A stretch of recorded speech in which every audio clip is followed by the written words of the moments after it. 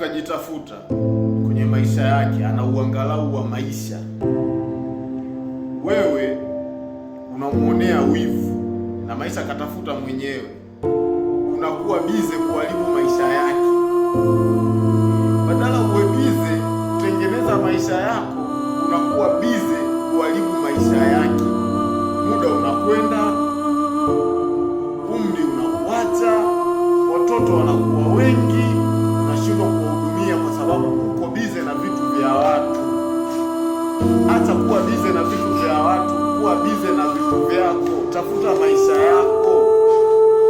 Mtu kashampangia, Mungu kashapanga, bwana wewe sasa hivi ondoka, nishakuwekea vema. Wewe unang'ang'ana kuweka kosa.